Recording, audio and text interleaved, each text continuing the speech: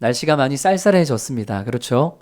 이 추운 날씨 가운데 감기 걸리지 않도록 우리 사랑하는 성도님들 감기에 건강에 유의하시고, 또 날씨가 추워질수록 마음이 추워지는 우리 이웃들도 있죠. 우리가 이웃들도 함께 돌아보면서 주님의 사랑으로 모두가 함께 따뜻한 이 겨울을 준비하고 넉넉하게 보낼 수 있는 그런 우리 성도님들 되시기를 주님의 이름으로 축복합니다. 저는 어려서부터 목사가 되는 것이 꿈이었습니다. 목사 이외에 다른 것을 한 번도 생각해 본 적이 없습니다. 그런데 목사가 되겠다는 제 꿈은 하나님의 부르심으로 인해 시작된 것은 아니었고요. 성도님들의 가스라이팅, 이 성도님들의 쇠뇌로 인한 것이었습니다. 너 아빠가 목사니까 너도 목사가 돼야 한다. 아빠 하는 거 잘 보고 너도 훌륭한 목사가 되라. 너 목사 말고 다른 거 하면 절대 안 된다. 태어나면서부터 늘 이런 얘기를 듣고 자라왔기에 저는 목사가 되는 것이 당연한 것인 줄 알았고, 자연스레 목사 이외의 것은 사실 생각해 본 적이 없었습니다.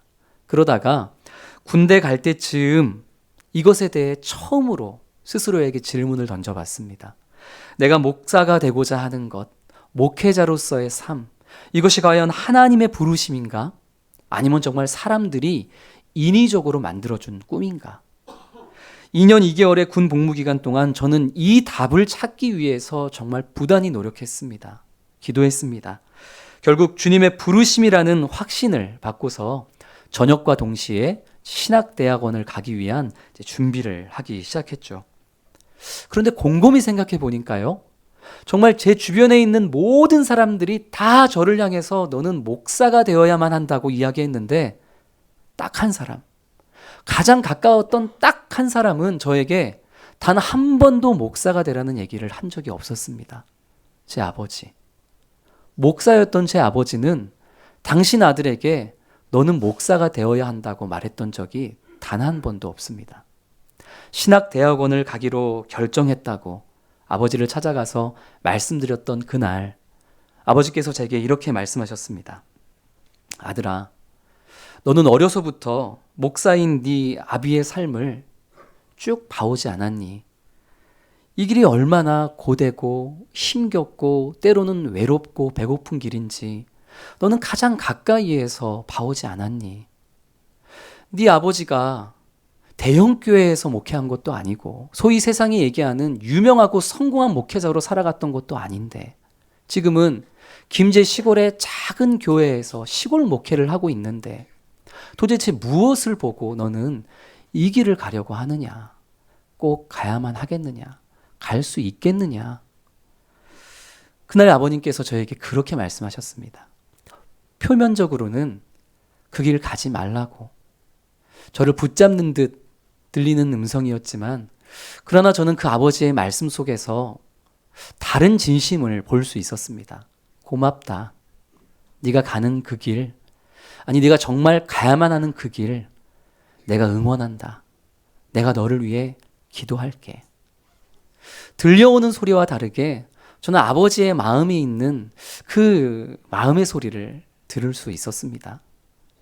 만약 제가 그때 그 표면적인 소리만 듣고서 내 아버지의 뜻이 정 그러하시다면 저는 절대로 신학대학교는 가지 않겠습니다. 앞으로 제가 다른 일은 다 해도 목사만큼은 하지 않겠습니다. 라고 말씀드렸다면 어떻게 됐을까요? 지금 제 삶이 어떻게 변했을지는 몰라도 일단 저희 아버지의 마음은 아마 크게 무너져 내렸을 것입니다. 그러나 감사하게도, 참 다행히도 저는 그때 아버지의 진심, 아버지의 마음을 알 수 있었기에 부족하지만 지금 이렇게 목회자의 길을 걸어가고 있는 것이죠.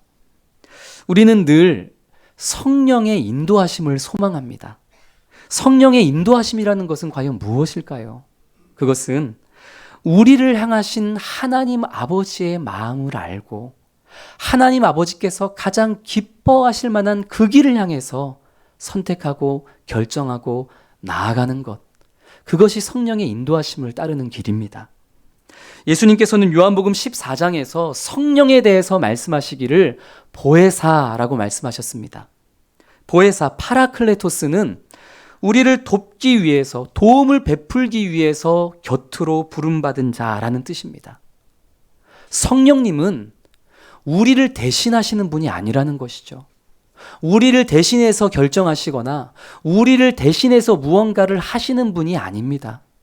성령님은 우리로 하나님 아버지의 마음을, 하나님 아버지의 뜻과 계획을 알 수 있도록 우리 안에서 말씀을 생각나게 도우시고, 그 하나님의 기뻐하시는 것을 우리가 선택하고 결정하고 바르게 나아갈 수 있도록 늘 우리와 동행하시며 우리를 도우시는 분이 바로 보혜사 성령님이십니다.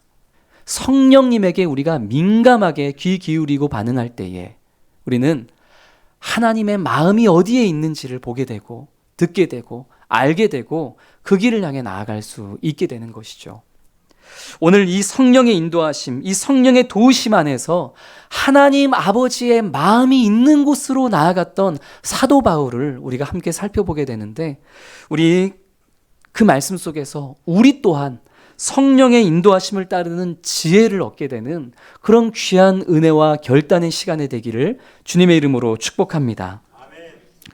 밀레도에서 하나님과 그 은혜의 말씀에 온 교회와 성도들을 위탁했던 사도 바울은 이제 이 전도 여행의 마지막 종착지인 예루살렘을 향해 나아갑니다. 예루살렘으로 곧장 가는 배가 없었기 때문에 오늘 1절 말씀을 보면 여러 항구 도시의 이름들이 나오죠. 고스, 로도, 바다라, 두로, 이런 완행열차 타듯이 곧장 가는 배가 없어서 여기저기 도시들을 들으며 같이 가게 되었습니다. 4절 말씀을 보니 두로라는 항구 도시에서는 7일을 머물렀다라고 하는데요. 아마 이곳에서 다음 행선지인 돌레마이로 가는 배편을 이렇게 며칠 동안 기다렸던 것으로 보입니다. 기다리는 그 며칠 동안 바울 일행은 두로에 있는 제자들 집에서 머물렀는데, 오늘 4절 말씀을 보니 이 두로에 있는 제자들이 예루살렘으로 가려 하는 사도 바울을 붙잡았다고 합니다. 가지 못하게 막았다는 것이죠. 왜 그랬을까요? 우리 4절 말씀 같이 읽겠습니다. 제자들을 찾아 거기서 이레를 머물더니 그 제자들이 성령의 감동으로 바울더러 예루살렘에 들어가지 말라 하더라. 두로의 제자들이 예루살렘으로 가지 말라고 지금 사도 바울을 붙잡는 이유가 무엇입니까? 성령께서 우리에게 알게 하셨다는 거죠. 바울 선생님이 이대로 예루살렘에 가셨다가는 유대인들에게 붙잡혀서 매맞고 감옥에 갇히는 신세가 될 것입니다. 성령님께서 이것을 우리에게 보여주셨습니다. 말씀해 주셨습니다. 그러니까 절대 예루살렘에 가면 안 됩니다 하고 바울을 붙잡았던 것입니다. 그러나 바울은 아무 대꾸 없이 묵묵히 그 고난의 길을 향해 예루살렘을 향해 나아가죠. 고난의 길을 향해 나아가는 바울이 얼마나 애처롭고 얼마나 안쓰러웠는지 이 두로의 제자들은 아내와 아이들까지도 함께 바닷가까지 나가서 바울 일행을 배웅합니다. 함께 바닷가에서 무릎을 꿇고 앉아 기도하며 겨우 작별했다고 누가는 그렇게 기록하고 있죠. 바울의 예루살렘 행을 만류했던 것은 이 두로의 제자들만이 아니었습니다. 두로에서 돌레마이를 거쳐 가이사랴라는 도시에 도착하게 된 바울 일행은 초대교회의 7집사, 초대교회의 7 섬김 사역자 중에 한 사람이었던 빌립의 집에 머무르게 되었습니다. 그런데 이 빌립의 집에 아가보라는 이름의 한 선지자가 찾아왔는데요. 이 아가보라는 선지자가 빌립의 집에 모인 사람들 앞에서 아주 특별한 행동 하나를 보여줍니다. 11절과 12절을 우리 화면을 보면서 새번역 성경으로 같이 읽겠습니다. 우리에게 와서 바울의 허리띠를 가져다가 자기 손가발을 묶고서 말하였다. 유대 사람이 예루살렘에서 이 허리띠 임자를 이와 같이 묶어서 이방 사람의 손에 넘겨줄 것이라고 성령이 말씀하십니다. 이 말을 듣고 그곳 사람들과 함께 우리는 바울에게 예루살렘으로 올라가지 말라고 간곡히 만류하였다. 두로에 있던 제자들이 말로써 바울이 당할 결박과 환난에 대해서 이야기했다면, 이 빌립의 집에 찾아온 아가보 선지자는 눈에 생생하게 보이는 퍼포먼스를 통해서, 특별한 행동을 통해서 지금 바울이 예루살렘에서 당하게 될 그 결박과 환난을 생생하게 보여주었던 것입니다. 바울의 허리띠를 가져다가 허리를 묶는 줄을 가져다가 자기 손과 발을 묶고서 이 허리띠의 주인이 예루살렘에 가면 이 신세가 될 것이다. 이렇게 이방인들에게 넘겨지게 될 것이다. 그것을 보여준 것이죠. 이것이 얼마나 생생했던지 빌립의 집에 모여있던 성도들만이 아니라 오늘 12절 말씀을 보니 우리도, 여기서 말하는 우리는 누굴까요? 사도 바울과 함께 전도 여행을 하고 있는 동역자들까지도 정말로 예루살렘에 가면 안 되겠습니다. 이대로 예루살렘에 가는 거는 진짜 아닌 것 같습니다. 그렇게 지금 간곡히 바울을 만류했다는 것이죠. 만류했다라는 단어가 미완료 시제로 사용되었습니다. 한 번 만류했다는 것이 아니라 끝도 없이 2번, 3번, 4번 간곡하게 간절하게 예루살렘으로 가지 말자고 빌립에 모인 성도들과 함께 동역하는 여러 동역자들이 만류했다는 것이죠. 제가 바울이었다면 저는 못 이기는 척하면서 정말 여러분의 생각이 그렇다면 제가 예루살렘으로 가는 길을 중단하고 다시 돌이켜서 4차 전도 여행을 떠나겠습니다. 저는 그렇게 얘기했을 것 같습니다. 그리고 돌아서서 휴, 다행이다. 성령께서 나에게도, 바울인 나에게도 예루살렘으로 가면 결박과 환난이 있다는 사실을 내게도 말씀해 주셔서 나도 예루살렘으로 가는 길이 사실 썩 편하진 않았는데, 두렵고 떨렸는데 이 제자들과 성도들과 동역자들이 성령께서 가지 말라고 하셨다고 이렇게 말씀해 주니 차라리 다행이다. 안 가도 되겠다. 저는 이렇게 분명 얘기했을 것 같습니다. 그런데 바울은 어떻게 했죠? 13절 말씀 같이 읽겠습니다. 바울이 대답하되 여러분이 어찌하여 울어 내 마음을 상하게 하느냐? 나는 주 예수의 이름을 위하여 결박당할 뿐 아니라 예루살렘에서 죽을 것도 각오하였노라 하니. 눈물을 흘리면서 자신을 만류하는 성도들과 동역자들을 보면서 바울은 마음이 아팠습니다. 자신을 향한 그들의 마음이 고마웠기 때문에 마음이 아프기도 했지만 동시에 이들의 이 눈물이, 이들의 만류가 내가 가야 하는 이 사명의 길을 가로막고 있는 것이기에 한편으로는 마음이 상하기도 했던 것입니다. 바울과 두로의 제자들 그리고 아가보 선지자 모두 똑같은 성령의 감동과 말씀을 받았습니다. 성령께서는 이들 모두에게 바울이 예루살렘에 가게 되었을 때에 당하게 될 결박과 환난에 대해서 똑같이 말씀을 하셨죠. 다만 그 성령의 말씀하심과 성령의 감동에 대한 각자의 해석과 적용이 달랐던 것입니다. 그렇죠? 동일한 성령의 말씀 앞에서 제자들은 이거는 예루살렘으로 가지 말라는 성령의 인도하심이다. 이렇게 해석했습니다. 반면에 사도 바울은 동일한 성령의 말씀을 이것은 그럼에도 불구하고 예루살렘으로 가야만 한다는 성령의 인도하심이다. 바울은 그렇게 해석하고 그렇게 적용했습니다. 똑같은 성령의 감동과 말씀 앞에서 도대체 무엇 때문에 바울과 제자들은 이렇게 극명하게 다른 해석과 다른 적용을 했던 것일까요? 예수님께서 12 제자들을 향해서 당신이 가셔야만 하는 길, 그 십자가와 고난의 길, 그 결박과 환난의 길에 대해서 말씀하신 적이 있습니다. 그 이야기를 들은 베드로가 예수님을 붙잡고 항변하죠. 무슨 말씀이십니까, 예수님? 그럴 수는 없습니다. 절대로 예수님께 그런 결박과 환난의 일은 일어나서는 안 됩니다. 하고 이야기하며 예수님의 말씀 앞에서 베드로가 예수님이 가는 길을 가로막죠. 그때 예수님이 베드로를 향해 뭐라고 말씀하십니까? 마태복음 16장 23절 말씀 같이 읽습니다. 예수께서 돌이키시며 베드로에게 이르시되 사탄아 내 뒤로 물러가라. 너는 나를 넘어지게 하는 자로다.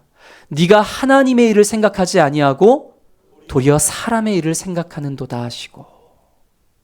예수님은 하나님의 일을 생각하셨습니다. 당신이 가시는 그 길이 분명 고난의 길이고 환난의 길이고 결박의 길이지만 그러나 그 너머에 있는 하나님의 영광, 하나님의 기쁨이 있음을 예수님은 바라보시며 그 하나님의 일을 생각하시며 하나님의 기뻐하실 만한 하나님의 마음이 있는 그곳을 향해 나아갔다는 것이죠. 그러나 베드로는 사람의 일을 생각했습니다.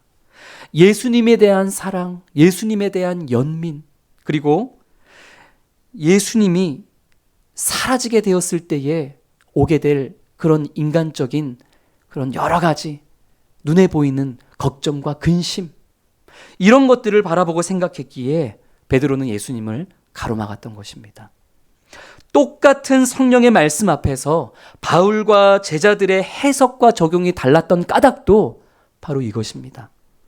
바울은 사명자로서 하나님의 일을 바라보고 생각했기에, 성령께서 바울 안에 하나님의 마음을 알게 해주셨기에 그는 고난이 있는 길이고 결박과 환난이 있는 두려움과 떨림이 있는 길이라 할지라도 예루살렘을 향한 자신의 걸음을 멈추지 않았던 것입니다. 반면 제자들은 사람의 일을 생각했기에 바울에 대한 애정과 바울이라는 크고 높은 산이 무너져 내리게 되었을 때에 온 교회에 닥치게 될 그런 인간적인 어려움과 두려움을 생각했기에 가지 말라라는 성령의 인도하심으로 이것을 해석했던 것입니다.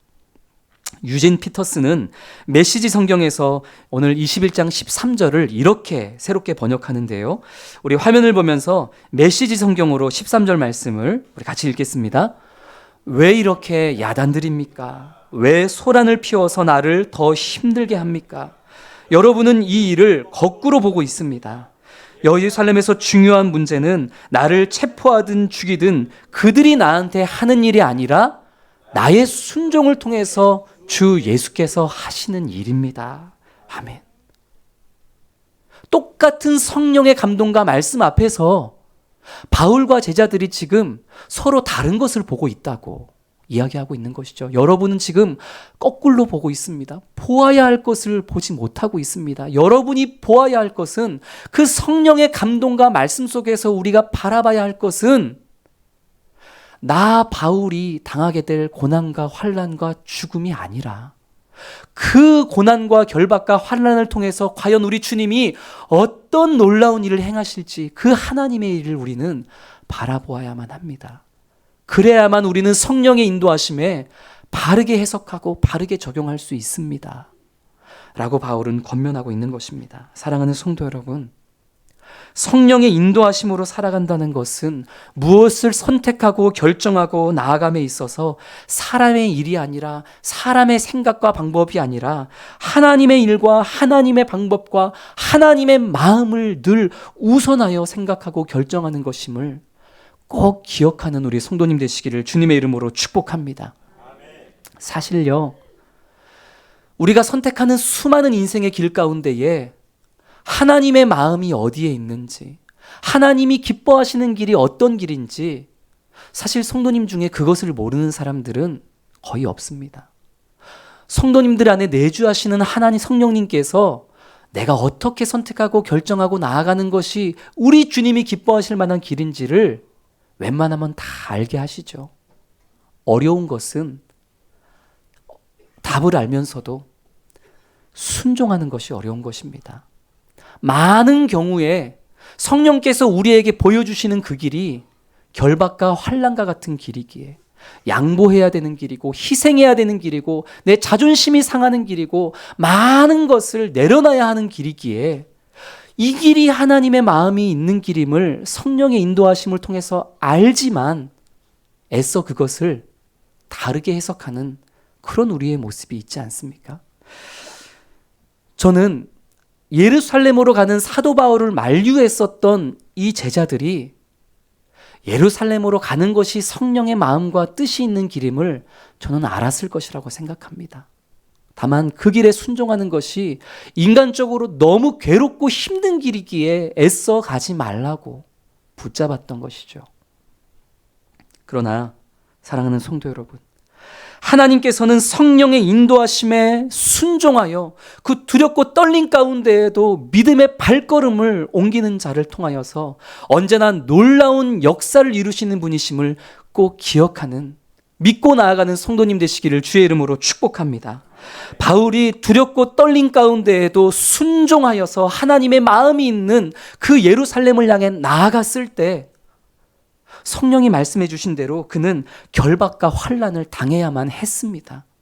그러나 오히려 그 과정을 통해서 바울은 당시 세계의 중심이라 할 수 있었던 로마로 나아갈 수 있었고, 로마를 비롯한 온 세계를 하나님의 나라로 변화시키는 그 복음을 그곳에 심을 수가 있었던 것입니다. 두렵고 떨린 가운데에 하나님의 마음이 있는 그곳을 향해 나아갔던 사도 바울을 통해서 오늘 우리가 이곳에서 주님을 예배하는 하나님의 백성, 하나님의 자녀가 될 수 있었다는 것이죠.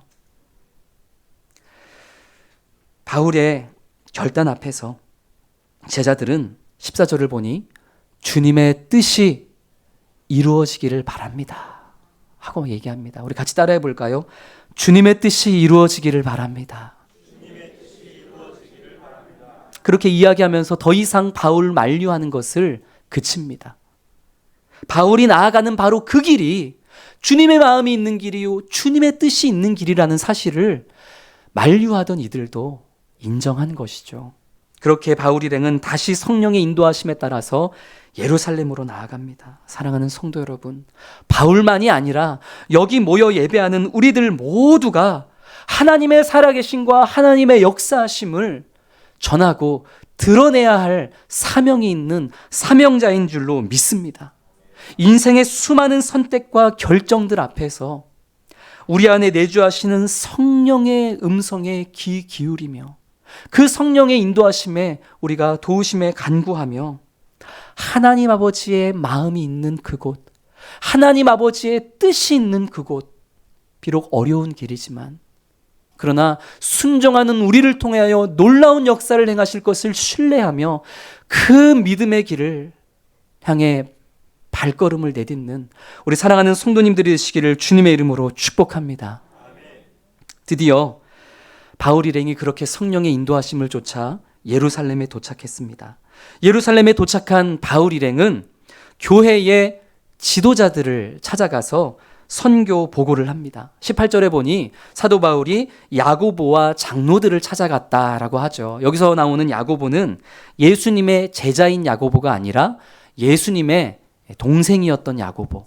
사도행전 15장에서 최초의 예루살렘 공의회 의장 역할을 했었던 그 야고보입니다. 그때로부터 약 10여 년의 시간이 지나서 지금 야고보와 바울이 다시 만나게 되었던 것이죠. 사도 바울을 통해서 1차, 2차, 3차 전도 여행 속에 하나님이 행하신 놀라운 일들을 듣게 되었던 예루살렘 교회 지도자들은 하나님께 영광과 감사를 올려드립니다. 그런데 이 예루살렘 교회 지도자들에게, 야고보와 장로들에게 한 가지 큰 걱정과 근심이 있었습니다. 그것이 무엇이었는지 우리 20절, 21절 말씀을 화면 보면서 쉬운 성경 번역으로 우리 같이 읽겠습니다. 그들은 바울의 말을 듣고 하나님께 영광을 돌렸습니다. 그리고 바울에게 이렇게 말했습니다. 형제님, 아시겠지만 유대인 가운데 신자가 된 사람이 수만 명입니다. 그들은 모세의 율법을 지키는 일에 매우 열성입니다. 그런데 그 유대인들 사이에서는 당신이 이방인들과 어울려 사는 유대인들에게 모세의 율법을 떠나 자녀에게 할례도 행하지 말고 유대의 간섭도 지키지 말라고 가르쳤다는 소문이 돌고 있습니다. 아멘. 스데반의 순교로 인해 예루살렘에 큰 박해가 있었죠. 그래서 예루살렘에 있었던 모든 믿는 유대인들이 어떻게 되었습니까? 뿔뿔이 흩어져 버리고 말았습니다. 민들레 씨앗처럼 말이죠.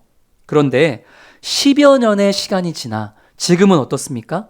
예루살렘 안에 유대인들 가운데 예수 그리스도를 믿는 수만 명의 성도가 지금 예루살렘에 있다는 것입니다. 이 얼마나 놀랍고 감사한 일입니까? 이 예루살렘의 지도자들에게 다시 예루살렘에 모인 이 믿는 유대인들은 그 한 사람 한 사람이 얼마나 소중했는지 모릅니다. 단 한 사람이라도 시험에 들거나 다시 떠나는 일은 생각도 하기 싫은 일이었겠죠. 그런데 그런 수만 명의 유대인 성도 안에 사도 바울에 대한 너무 안 좋은 소문이 돌고 있었다라는 것이죠. 어떤 소문이 돌았습니까? 첫 번째로는 바울이 모세를 배반했다.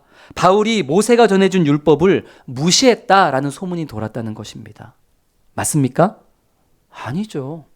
사도 바울은 예수 그리스도를 통해서 구원을 얻는 것이 아니라 율법을 통해서 구원을 얻는다라는 이러한 가르침과 이러한 주장이 잘못되었다고 얘기했지, 율법 자체가 잘못되었다라고 얘기한 적이 단 한 번도 없습니다. 오히려 사도 바울은 율법을 통해서 우리가 죄를 깨닫게 되었기에 이 율법은 거룩하고 선한 것이다, 이렇게 이야기를 했었습니다. 잘못된 소문이 돌고 있는 것이죠. 두 번째로 또 이런 소문이 돌았습니다. 바울이 유대인 자녀들에게 할례를 행하지 말라고 가르친다는 헛소문이 돌았다는 것이죠. 바울이 할례를 부정했습니까? 아닙니다. 마찬가지로 유대인들이 할례와 구원을 똑같은 선상에 두고 생각했기에 어떤 유대인들이 이방인을 향해서도 니들 할례를 받아서 우리 같은 유대인처럼 되어야지만 구원을 받을 수 있어, 이렇게 할례와 구원을 똑같이 생각했기에 그것이 잘못됐다고 얘기했지, 할례 자체를 부정한 적이 없습니다. 오히려 바울은 루스드라에서 디모데에게 할례를 받게 하기도 하지 않았습니까? 세 번째 소문은 무엇입니까? 바울이 유대인들의 관습과 전통을 지키지 않았다는 것입니다. 이건 좀 바울 입장에서는 억울합니다. 바울은 오랜 시간 동안 예루살렘과 유대 땅을 떠나서 어디에서 생활했죠? 외국에서 생활을 했습니다. 계속 전도 여행을 다니면서 아시아에서, 유럽에서 외국 생활을 했죠. 생각해 보십시오. 유럽에서 사는 사람이 한국의 모든 명절과 절기와 전통을 다 지키며 살아갈 수가 있겠습니까?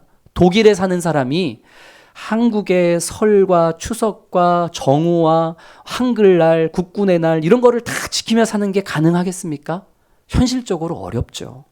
사도 바울 역시 계속 외국에서 생활하고 계속 돌아다니고 계속 이방인들을 만났기 때문에 철저하게 예루살렘에 사는 유대인들처럼 이 유대인의 관습을 지키기는 어려웠을 것입니다. 그런 사도 바울의 상황을 고려하지 않은 채 사도 바울이 유대인의 관습을 우습게 여기고 있다, 이렇게 얘기하는 것은 분명 잘못된 소문이었던 것이죠. 이런 상황에서 이 야고보와 장로들은 그들 나름대로 하나의 해결책을 바울에게 제시합니다. 그것이 무엇이었냐면, 이 예루살렘 교회 안에 나시린 서원을 한 4명의 성도들이 있는데, 이 4명의 성도들과 함께 바울이 성전에 가서 정결 예식을 하라는 것이죠. 그리고 성전에 가서 정결 예식, 율법에 따른 정결 예식을 하고 여기에 소요되는 모든 비용을 사도 바울이 대신 내는 것으로 하자고 그렇게 제안을 합니다. 쉽게 얘기하면 뭐 하자는 거죠? 수많은 유대인들이 보는 앞에서 우리 사도 바울이 이렇게 율법을 소중히 여기고 이렇게 율법을 잘 지키는 사람이라는 사실을 보여주자는 것입니다. 그것이 이 사도 바울에 대해 오해를 가지고 있는 유대 성도들의 마음을 좀 해소하는, 녹이는 야고보와 예루살렘 교회 장로들의 제안이었던 것이죠. 그런데 생각해 보십시오. 이것은 사도 바울 입장에서는 상당히 무례하고 기분 나쁜 제안이었을 것입니다. 이미 바울은 율법을 초월한 진리 안에서 신앙생활을 하는 사람이었습니다.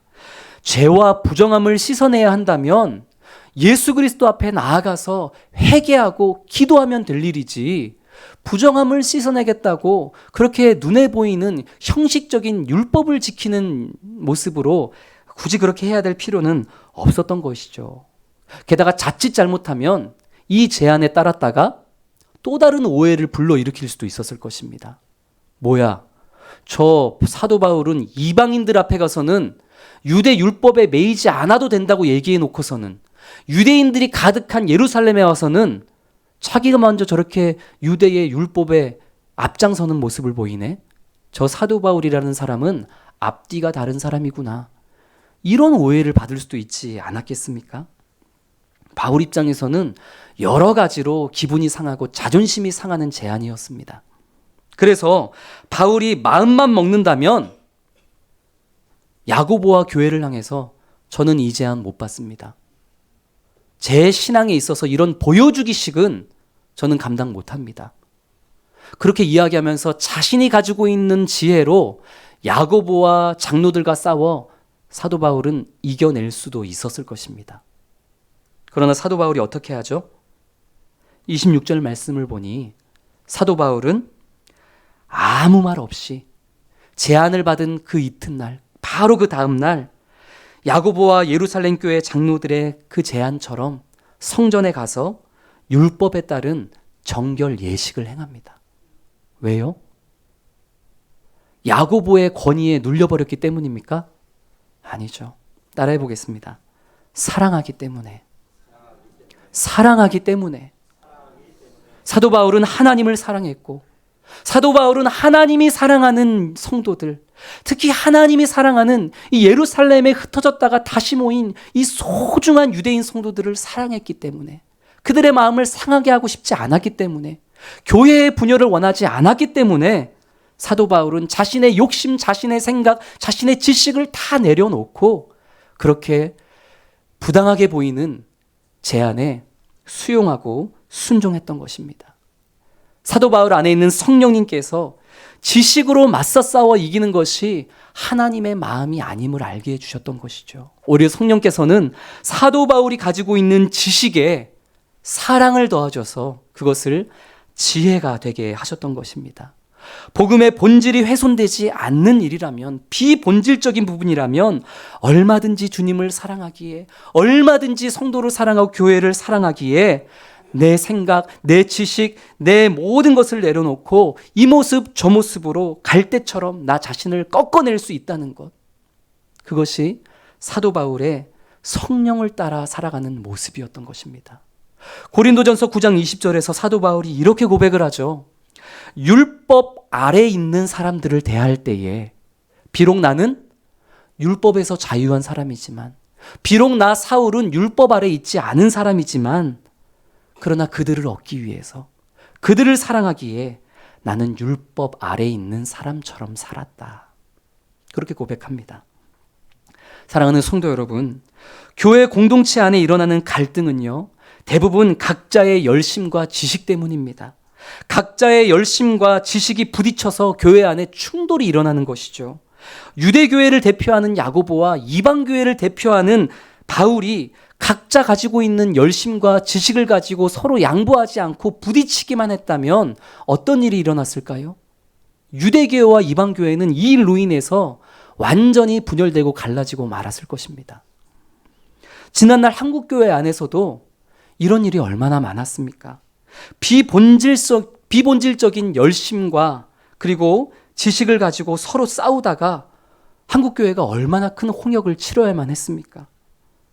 예배 시간에 전자악기 써도 된다 안 된다, 강대상에 신발 신고 올라오면 된다 안 된다, 주일에 돈 쓰면 된다 안 된다, 이런 비본질적인 것을 가지고 교회 안에서 각자의 열심과 각자의 지식이 부딪혀서 성도가 상처받고 교회가 2개로 3개로 분열되는 일이 불과 10년, 20년 전에 한국교회 안에 많지 않았습니까? 각자 나름대로 교회를 향한 선한 의도가 있었습니다. 열심이 있었습니다. 마음이 있었습니다. 근데 무엇이 없었죠? 사랑이 없었습니다. 지식을 가지고 맞서 싸우면 이길 수는 있어도 남는 것은 상처고 분열입니다. 그러나 그 열심과 지식에 사랑을 더하면 지혜가 되죠. 그 지혜는 비록 내가 원하는 대로 되어지진 않더라도 분열이 아니라 하나가 되고 상처가 아니라 회복이 되는 것을 꼭 기억하며, 그렇게 비본질적인 부분에 있어서는 사도 바울처럼 얼마든지 자신을 내려놓고 양보하는 지혜로 살아가는 우리 모든 성도님 되시기를 주님의 이름으로 축복합니다. 오늘 우리는 바울의 아주 상반돼 보이는 이 2가지 모습을 살펴보았습니다. 하나님 아버지의 마음이 있는 곳, 그 진리를 향한 곳이라면은 어떤 결박과 환난과 고난에도 불구하고 누가 나를 붙잡는다 할지라도 불조도처럼 강철처럼 꺾이지 아니하고 나아가는 것, 그것이 사명자 바울의 모습이었습니다. 한번 따라해 볼까요? 강철 같은 모습. 진리를 향해서는, 이거는 따라하는 게 아닌데, 진리를 향해서는, 본질적인 것을 향해서는 성령의 인도하심을 따라 언제나 강철같이 꺾이지 꺾이지 않는 모습으로 나아가는 성도님들 되시기를 주님의 이름으로 축복합니다. 하지만 언제나 강철 같아서는 안 됩니다. 본질적인 것이 아니거든. 비본질적인 것이거든. 하나님의 마음으로, 사랑의 마음으로 갈대 같은 유연함을 가지고 나 스스로를 꺾을 수 있는 것, 이것이 때로는 성령의 인도하심을 따르는 길이라는 사실을 기억하는 성도님 되시기를 축복합니다. 따라해 보겠습니다. 갈대 같은 유연함으로, 그것 또한 성령의 인도하심을 따르는 길입니다. 사도 바울은 진리를 향한 길에 있어서는 강철 같은 모습으로 나아갔고, 비본질적인 부분에 있어서는 하나님의 마음으로 양보하고 낮아지고 갈대처럼 이리저리 자신의 모습을 흔들고 꺾이는 그러한 지혜를 가지고 나아갔습니다. 너무 달라 보이는 모습이지만 둘 다 성령의 인도하심을 따르는 하나님의 마음이 있는 곳을 향해 나아가는 바울의 모습이었고 우리의 모습이 되어져야 될 줄로 믿습니다. 이 한 주 때로는 강철처럼, 때로는 갈대처럼 그렇게 성령의 인도하심에 민감하게 반응하고 하나님의 마음이 있는 그곳을 향해서 우리의 모습을 적절하게 변화시키며 그렇게 나아가는 우리 모든 성도님들 되어주시기를 주님의 이름으로 축복합니다. 우리 오늘 주신 말씀을 기억하며 사도 바울처럼 언제 어디서나 성령에 매여 살아가는, 때로는 강철처럼 때로는 갈대처럼 오직 주님의 뜻을 위해 살아가는 그런 믿음의 사람이 되겠다는 고백으로 우리 같이 찬양하겠습니다. 오직 주의 사랑에 매여 내 영 기뻐, 내 영 기뻐 노래합니다. 이 소망의 언덕 기쁨의 땅에서 주께 사랑 드립니다. 오직 주의 임재 안에, 오직 주의 임재 안에 갇혀 내 영 기뻐 찬양합니다. 이 소망의 언덕 거룩한 땅에서 주께 경배드립니다. 주께서 주신 모든 은혜, 주께서 주신 모든 은혜 나는 말할 수 없네. 내 영혼 즐거이 주 따르렵니다. 주께 내 삶 드리. 우리 처음부터 고백합니다. 오직 주의 사랑에 매여 내 영 기뻐 노래합니다. 내 영 기뻐 노래합니다.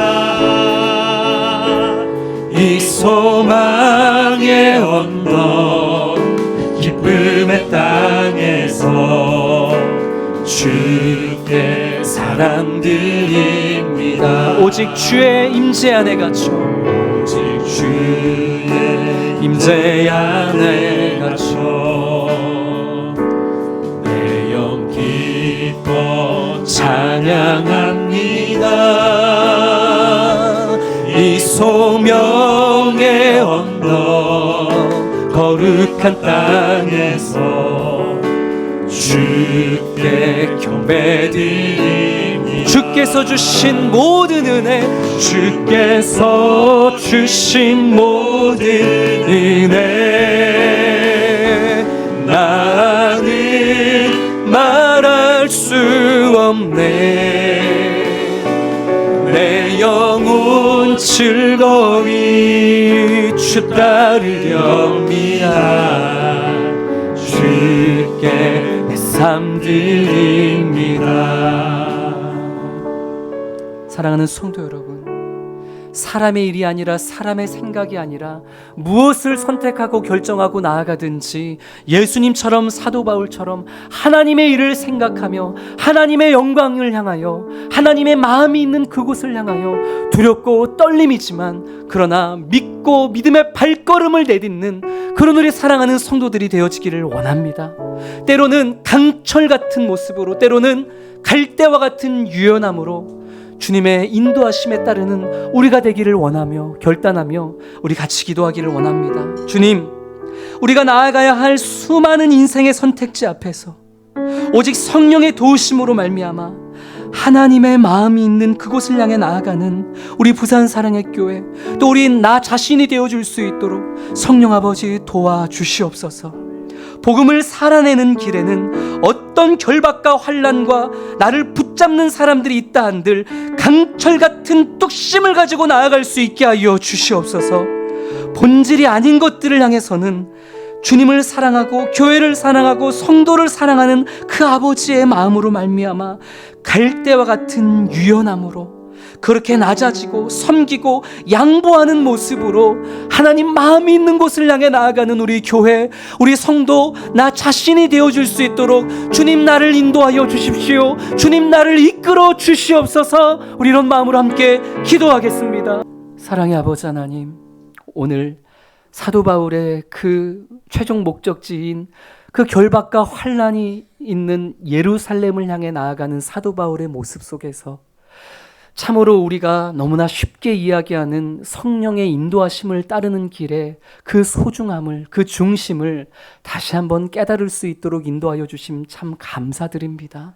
주님, 복음을 지켜내는 일에 있어서, 복음을 나타내고 증언하는 길에 있어서, 그 사명의 길에 있어서는 어떤 결박과 환난과 고난과 자존심이 상하고 또 많은 손해가 예견되어지는 길이라 할지라도 그곳에 하나님의 마음이 있다면, 그 길에 하나님의 기뻐하심이 있다면 믿음으로 그곳을 향해 바울처럼 예수님처럼 발걸음을 내디딜 수 있는 강철 같은 모습으로 나아가는 우리 성도들이 되어줄 수 있도록 인도하여 주시옵소서. 다만 비본질적인 것에 있어서는 여전히 내 고집과 아집과 열심과 지식을 주장하면서 싸워 이기려 하는 것이 아니라 주님을 사랑하기에, 주님이 사랑하는 성도들을 사랑하기에, 교회를 사랑하기에 얼마든지 갈대와 같은 유연함으로 이 모습 저 모습으로 낮아지고 양보하고 갈대가 꺾어진 같이 나 스스로를 꺾어 그렇게 사랑을 나타내고 공동체를 세우며 하나님의 마음이 있는 곳을 향해 나아가는 그런 우리 성도들의 삶이 되어지도록 인도하여 주시옵소서. 강철같이, 때로는 갈대같이 다양한 모습으로 성령의 인도하심에 따라 하나님의 뜻을 이루는 우리 모든 성도들이 되어줄 수 있도록 이 한 주도 모든 소명의 자리도 주님 우리를, 주님 나를 사용하시고 인도하여 주시옵소서. 우리 주 예수 그리스도의 은혜와 하나님의 크고 놀라우신 사랑하심과 성령의 교통감화 역사하심이 하나님 아버지의 마음을 알게 하시는 성령의 인도하심에 민감하게 반응하며 때로는 강철처럼, 때로는 갈대처럼 지혜롭게 살아가기를 결단하는 우리 사랑하는 모든 성도들 위해 지금으로부터 영원토록 항상 함께 있을지어다.